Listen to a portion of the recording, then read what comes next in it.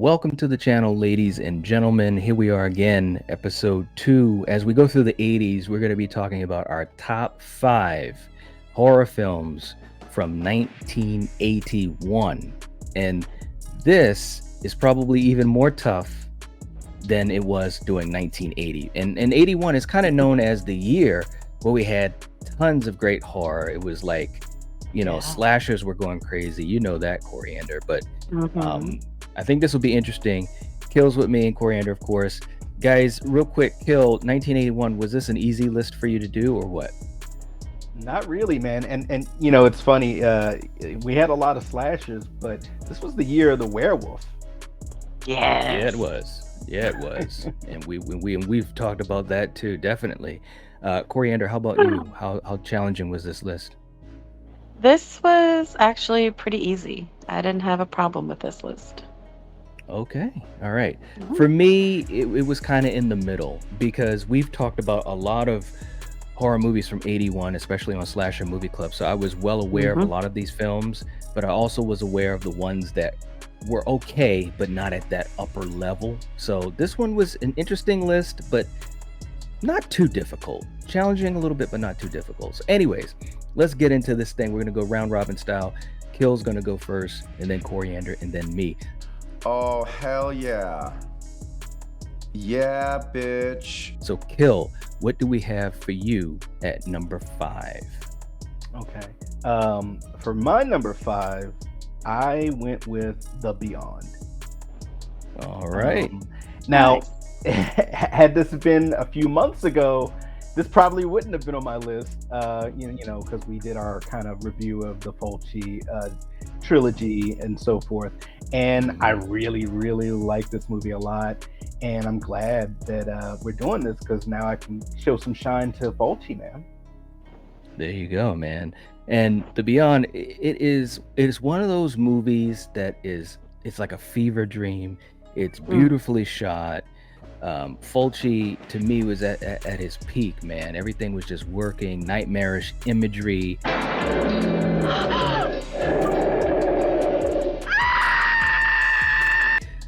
Great acting, great characters, and gore galore. So The Beyond Yep. is a favorite of mine as well. All right, Coriander, what do we have for you at number 5? So my number 5 is Happy Birthday to Me. I love this movie. You have Melissa Sue Anderson in it, who of course is from Little House, which is like my ultimate, syndications show.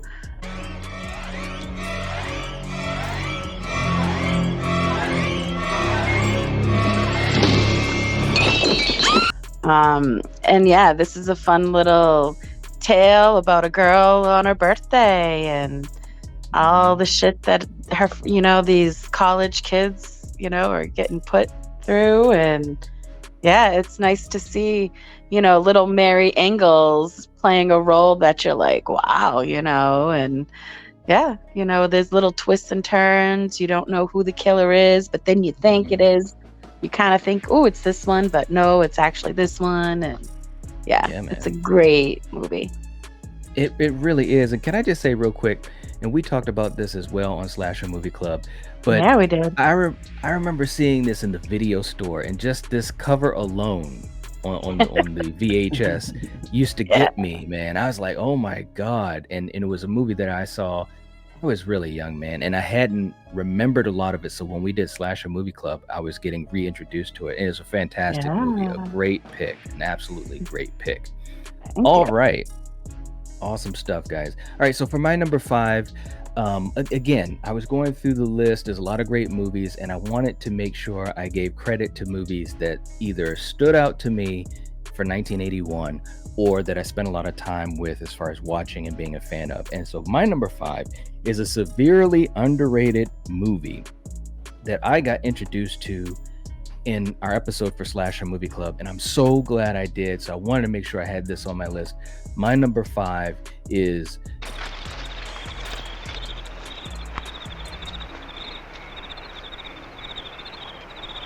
Just Before Dawn. And Nice. this is a film not many people know about, not many people talk about, It is set in the woods, so you know I love stories that are in the woods, and you have this group, this group of campers that are Yeah. hanging out, and they're getting picked off one by one. It's a simple story, but it's done really, really well. And of course, you got the iconic George Kennedy who's in it. You always love seeing him in these types of movies and anything that he was in. He was just a legend. And you have one of the greatest final girls, unsung final girls of all time, in Deborah Benson, who played Connie. And Yeah. the last 20 minutes, and especially the ending, was gripping. And And the a twist. kill that I had never seen, a final girl perform. That's right. So That's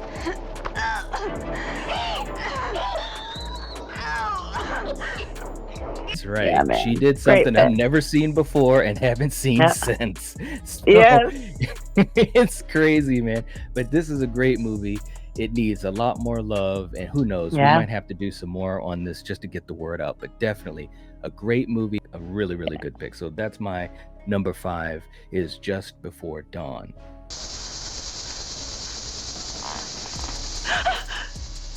All right, guys, we're gonna head to our number 4 pick, Kill. So what do we got for you in number 4? Man, I feel like my list is just full of like songs that are played on the radio too much, and you guys have all the Aw. hidden gems and the B-sides. but okay. Aw, For me, no. It's all good. For me, once again, in 1981, I was barely walking. But still, for me, my number 4 is a little unknown movie. It's a tiny movie. No one knows it. It's called Evil Dead. Nice. I don't know. Gore turned me onto it, because no one's ever heard of it. And no, I'm just kidding. For me, The Evil Dead. Once again, 81 is like just a crazy year for franchise starters, for just classic, movies that have been remade, to varying effects. And I absolutely love The Evil Dead. And it definitely had to be on my list. And for you guys, if you have not seen The Evil Dead, I know not a lot of people have heard of it. Definitely give it a viewing. It's really good. It has this young up and coming director. He might do some good. So check it out. Yeah, Sam Raimi's had a pretty good career. He's done all right for himself, and so has Bruce Campbell. Yeah, those no kids doubt. did. And the fact that they did this movie on like such a minuscule budget is so cool, man, because it just shows that creativity can be a big factor even when you don't have a lot of money or experience, but you have creativity and a passion. That's exactly what Sam Raimi and Bruce Campbell and those guys did with Evil Dead. And look, it's turned into a franchise where we just got Evil Dead Rise, and it's still going strong.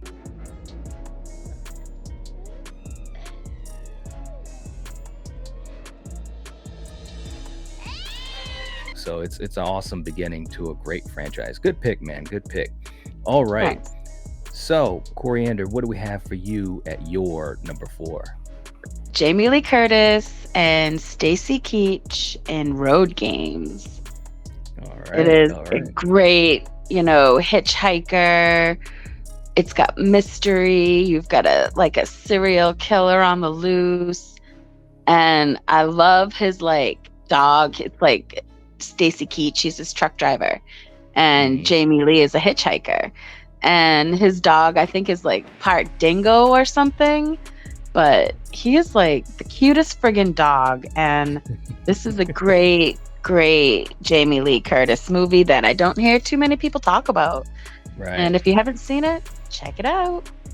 Yeah, and then come back and check our episode out on Slasher Movie Club, because Yes. again, this was an example of a Jamie Lee Curtis movie that I saw when I was too young to really remember it, and then when we did the episode, it was like being reintroduced to it for the first time. And it is it is seriously a really good slasher movie. Kill, if you haven't seen Road Games, you should Check check it it out. Especially It if you're a is Jamie really Lee good. Curtis fan, And honestly. he is. Yeah. Check it out. Yeah.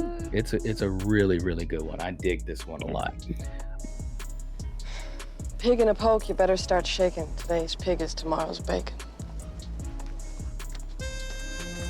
Okay, good pick. Good pick. All right, so for my number 4, at some point you just got to be honest with yourself, you know, and I was trying to be as honest with myself as I could be. This was a film that introduced me to this particular franchise, and all I remember was seeing a couple bits and pieces of it on TV, and it just stuck in my head. And when I got the opportunity to watch it again on TV for the full amount of the picture, it just blew me away. And then I had to go back and had to watch the first one. I'm talking about, for my number 4 is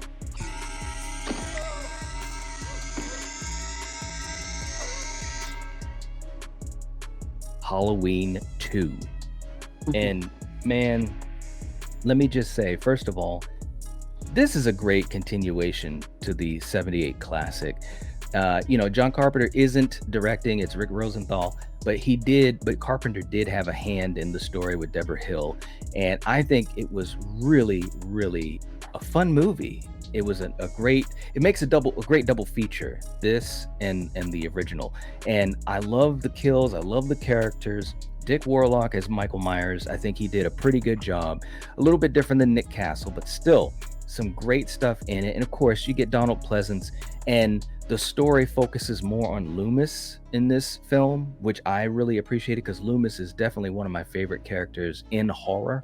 So I had to have this on my list. It was just a question of where it was going to be. So for me, at number 4 is Halloween 2. Some kind of joke? I've been trick-or-treated to death tonight. You don't know what death is. Okay, Kill. So let's head to your number 3. Okay, for my number 3, and I'm sure this might come up again on a certain person's list. This movie, to me, still has some of the best special effects ever. My number 3 is An American Werewolf in London. And right. Look, this movie, this movie is amazing. This movie is funny. This movie is gory. And anytime a movie can make me feel the transformation, feel the agony that a person is going through as their bones split and expand and stretch, and claws come from under their nail beds and things of that nature, mandibles expand, and it's just horrific, and you feel it, and it looks amazing. And this is all practical effects, guys. And it still looks amazing. So this one was an easy one. My only concern was where I was going to have this on my list. And if you asked me on a different day, I'm shocked that it's at number 3, actually, Kill. Well, I would be shocked for someone else. But for me, this could have easily been my number 2. It can't be my number 1, but I love this movie. So. Nice. All right. Very, very cool, man.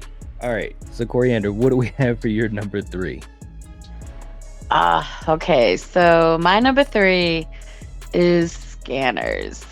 David Cronenberg is like a weird director, and he takes these movies and sometimes in weird places where you're like, what the hell? And this movie, oh my goodness, the first time I saw it, and the first time when you're in that auditorium and he brings up this guy you see right here on this poster, and you see this, guy's head blow up. It's like, holy shit, what am I watching? It's a great movie. And yeah, if you haven't seen it and you're a David Cronenberg fan, you got to check out Scanners. And of course, Michael Ironside, Kill, if Ironside's in a movie, we're all in, man. We're all in. This is a good one. He's badass in this, So it's great. It's a great David Cronenberg movie. And yeah, you got to check it out if you haven't seen it.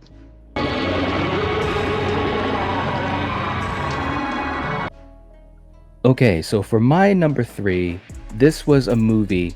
Again, we did this on Slasher Movie Club. We've done a lot of these movies on Slasher Movie Club, but it's a film that I think it's one of the holy trinity when you think about camping movies.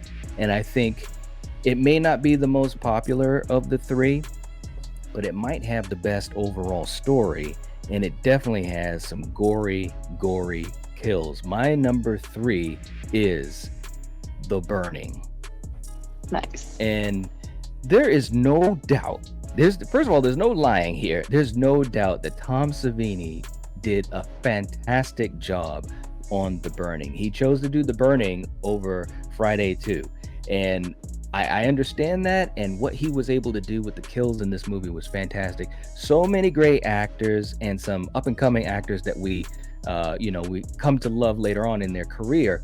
And the characters were great, the atmosphere was great, you're in the woods, and I just think it's one of those movies that has a really strong following, but still kind of underrated. When you talk about Cropsey and just all the different things this movie gives you. And we had a blast talking about it on Slasher Movie Club, so there's no doubt I had to have it on my list. You remember that, right, Coriander, when we had that Sure for do. our Slasher? Yeah, it was a great Yep. episode, man.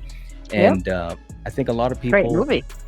It is. A lot of people love this movie, but I think it's still very, very underrated. So, but it has a great story. So anyways, if you guys haven't seen The Burning or haven't seen it in a long time, I definitely recommend that you check out The Burning. It is awesome. All right. We're heading down to our last two here. So, Kill, what is your number 2 for 1981? Okay. So my number 2 is Halloween 2. All right. And, for a long time when I was younger, this was my favorite Halloween movie because it was just so creepy and just so scary. The fact that Jamie Lee Curtis is being stalked, in such a vulnerable state in the hospital. And it's like the most abandoned hospital in the world. No one is working. Security sucks, and Michael is just strolling through, and he's burning people like crabs in a bucket in spas. That's right. He's just having the best time. And of course, Donald Pleasance. This one, he was in it so much more because essentially he had to pick up the slack for Jamie Lee being, so comatose and so forth. So that's always a plus. And we love Loomis. So this was an easy one for my list. This had to be on my list. Right. So man. Halloween 2. Yeah, the emptiest hospital of all time. Geez. It is, it is, Coriander. Nobody was in that hospital. It's like No patient. 5 Yeah, people. Nothing. It's a little ridiculous. And Michael, and look, on our Sins edition for Halloween 2, that was hilarious because we also come to find out that Loomis was willing to kill anybody that was in the hospital. Patients, old people, babies. Loomis is ready to do whatever he has to do. That's right. I'm gonna blow this hospital up. All right, man, that was a good one. All right, so Coriander, what do you have for your number 2? All right, so it is my favorite slasher in the world, ever in existence, Friday the 13th, Part 2. I mean, we get introduced to Jason, Sackboy, as Killian refers to him, but Sackhead or not, I still enjoy this movie. It's a great sequel. And yeah, this had to be my number 2. So yeah, man. All right. Okay, so look, for me, this was really, really difficult. Now, in our 1980 list, I had to choose between a film that I've watched more and had a bigger connection to, or the film that I love and is actually the better film. And that was a difficult choice. And I'm in the same boat this week, except this time I'm going to flip-flop. Okay. So my number 2 is a film that I love. It's a great sequel to a great franchise. And it also has one of my favorite final girls. Of course, I'm talking about Friday the 13th Part 2.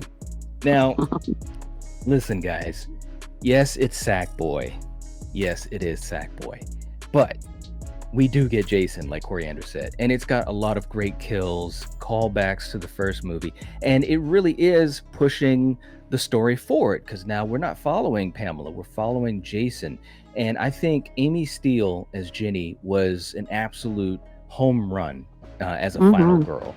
All the characters were really, really interesting. But having Jenny in this movie and characterized the way she was and how she uses that psychological warfare against Jason at the end, that was just amazing. I remember seeing that as a kid, and I was just like glued to that finale. And that finale is a pretty long finale. It's like 15, 16 minutes worth of a finale. It's a great film. It still stands up to this day, even in this great franchise. But like you said, Coriander, it's a great slasher film. It truly is. And great gore, great kills. I mean, what more could you ask for? It's a fantastic movie, and it is my number 2, and that's Friday the 13th, Part 2. The body count continues. Yes. All right. Okay. So we're heading to number 1 kill. Let's proceed with caution. We don't want any tomatoes thrown. What do you got for your number 1 film, your number 1 horror film of 1981? There's no lying here. And Coriander, I expected such. Night, you disappoint me. Because apparently, out of you, at least you and me, Night, I'm the only one that's really going to tell the truth. The number 1 movie of 81, put it back up. It's Friday the 13th, Part 2. And look, for me, I've said, this is Sackboy. But I got to tell you, Jason wearing the sack is scarier than Jason wearing the hockey mask to me. Stop! I do. Hey, maybe it's men who wear sacks on their heads to scare me more than a guy who wants to be the goalie. The truth has come out for the the Kings. I mean, it does look scarier. It's a sack with one eye. Right, but you picked fun at him by calling him Sackboy. Yeah, yes, because it's not as iconic. It's just a sack that has one eye. Yeah. But that is some nightmare fuel. Okay. And since I am the only one that's telling the truth, at least between me and Night, Jenny is hands down my favorite Friday the 13th final girl. She is the most critical thinker, thinking under extreme pressure. Yeah. Like having to think of something really quick, and she does it. And the image with her and the pitchfork is iconic. This movie is magic, and for some reason I feel like when I was younger I saw this movie first, then I saw the original Friday the 13th for some reason. And this was the easy pick for my list, because come on, it's look, it's Jason. All right. It's Jason. Okay. No disrespect to Mrs. Voorhees, but Friday the 13th. All right. All right. So Coriander, probably no one is going to get this wrong, wondering what you're going to pick. But what is your number 1 pick for 1981? Okay. What? What you say, Kel? I said Wolfen. Oh, come on. That Wolfen was amazing, though. Wolfen does not get and enough love. that's Shout out to Albert Finney. Oh yeah. Yes, the recommendation, totally. Honorable mention is Wolfen. Yes. It's An American Werewolf in London. Yeah. But this movie, come on, guys. It's got a great soundtrack. You have comedy, romance, the best transformation ever in a werewolf movie, ever. I love the 2 leads. Their chemistry together is so good, even when he's rotting, it's just so awesome. And I can't believe it's at number 1 either, because I love Jason. But this, is like one of the best movies you can ever see. If you're a horror fan, if you're a werewolf fan, and you've never seen it, come on, you've got to see it. Even if you're like 18 years old and you're like, this movie's like from 1960. Well, it isn't. And it's the best fucking horror movie, werewolf movie and horror movie, I'm going to say, in 81 that you are ever going to see. So yeah, this is my number 1 movie. This was difficult because, again, like I said last time on our last episode, I chose the film that I had a closer connection to versus the overall better film, just as far as a film being made. This week, I got to give props to this number 1, and it is a great film. I absolutely love it. Ever since I was a kid, it did so many great things with its effects, direction, practical work, the actors, with the cast and characters. It's just fantastic. My number one is Tonight I'm gonna show you something. Make you believe. The Howling. What? Holy shit. No, I'm lying. My number one is American like, Werewolf in London. I didn't believe that for 1 second. I was All right, about to look. like lose my shit. Look. All right, so look, let me be real. And first of all, let me just say I do love The Howling, and I think it is a really great movie. It's a different type of werewolf film, just like Wolfen. The 3 werewolf films, I think all 3 of them are great, and they have their Yes. own things. So let me just say that out the gate. I was poking fun for these guys, but I do love The Howling. But American Okay, so- Werewolf in London, this movie, it's just a legendary movie. It's iconic. Rick Baker with the practical effects, you guys talked about it. It still stands up to this day. This is the movie that helped us get to Michael Jackson's Thriller, because he was such a fan of this movie and Rick Baker, and he used those same ideas for his transformation in his music video, which was obviously legendary and still is to this day. But Yeah. David Naughton, great. Jenny Agutter, she was great. A great romance, like Mhm. you said, Coriander. And it was a very touching story, still with a lot of gore and Yes. atmosphere and tension. So it's one of those films that, even though it was made in 81, I think it does have a timeless quality to it. Mhm. And you can have any horror fan that can get some enjoyment out of this film. And it's so got the to me, best crash, scene in Piccadilly Square that you'll ever see. yeah, that's a good one. So, That finale, yeah. the finale is fantastic. But this Yes. is the film. I just think it's the better made film. You guys know I love Jason and so forth, but I had to go with this just because of from A to Z what it does. So my number one was An American Werewolf in London, directed by the great Good for one you. himself, John Landis. Yeah, man. Yeah. So, anyways, that's our list, guys. Those are our top 5s by each of us. This was a lot of fun, and we'll be diving into 1982 at some point soon. So for you guys in the chat, let us know what your picks are, your top 5 horror films for 1981. Let us know what you think of our picks. We'll have a discussion about it. Don't forget to hit the like button. It helps to support the channel, and we'd appreciate it. If you're not subscribed to the Nightwatch Zone, this is the time to do it. Do it, do it, do it, do it. Or you might be finding yourself walking near to the slaughtered lamb and then being attacked by a werewolf, and you don't want that. Anyways, we'll catch you guys. We'll catch you guys later. If you're watching this, if you're listening to this, you are the Night Watch. Peace. Of Chitch.